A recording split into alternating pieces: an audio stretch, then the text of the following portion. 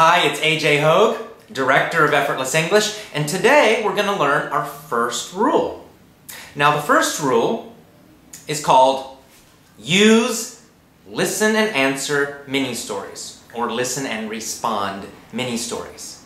Now, these stories and this technique is a very special way to learn English.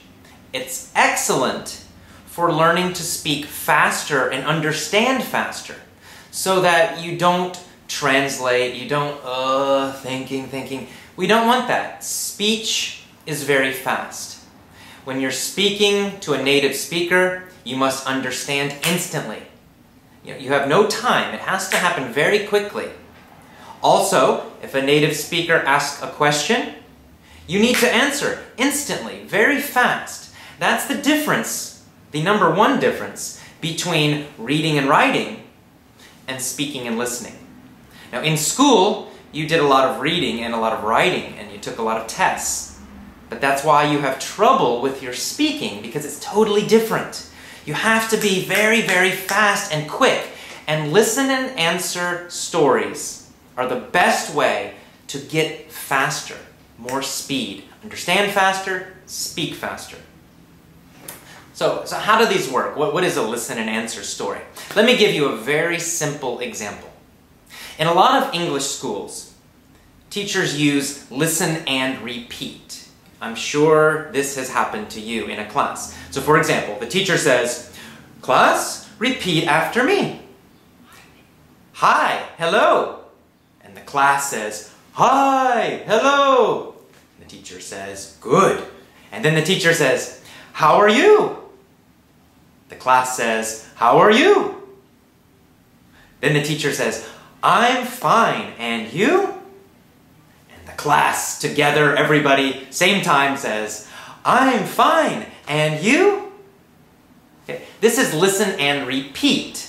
It's an old way of teaching. It is not effective. It does not work well. Because there's no action, there's no interaction. You're not really communicating. You're not thinking. You can repeat, but you don't understand. You can repeat, but you're not thinking. In real life, we have questions and answers. So, if I was teaching, how are you? I'm fine. Very, very simple. Just an example. How would I teach this with listen and answer? Well, I would say, first I teach the vocabulary. So you need to know each word and the phrase. You need to know the meaning first. So I would teach, hello is a greeting. How are you is a polite way to say hello also. It's a polite greeting question. And then I would practice it. I would say, class, John is fine.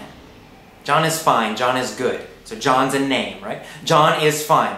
Then I ask the class, John is fine? A little question at the end, right? John is fine? And the class must answer, yes, John is fine.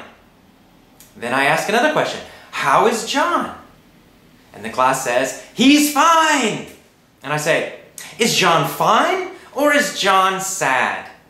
And the class says, John is fine. And I say, so John is fine? And the class says, yes, John is fine. Then I ask more questions. Who is fine? The class says, John is fine. I said, is John sad? And the class says, no, John isn't sad. And I say, John isn't sad. How is John? And the class yells, John is fine! Or they just say one word is okay. One word answer is okay. Fine, fine! I say, fine. Why is John fine?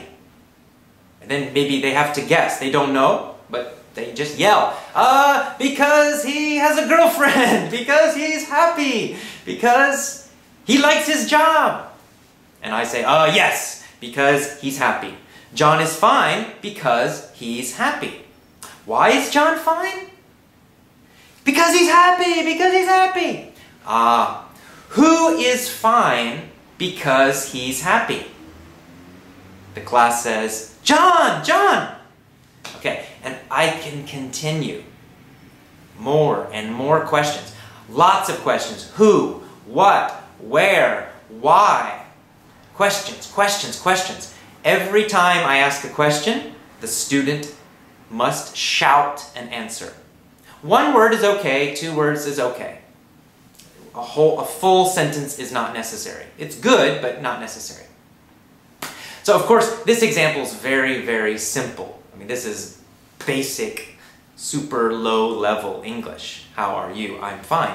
But this technique, this method, is useful for any English, for very simple or very high-level advanced. It's useful for learning vocabulary. It's useful for learning grammar. This is how you can learn automatically, because you hear so many questions, and you're answering, always fast.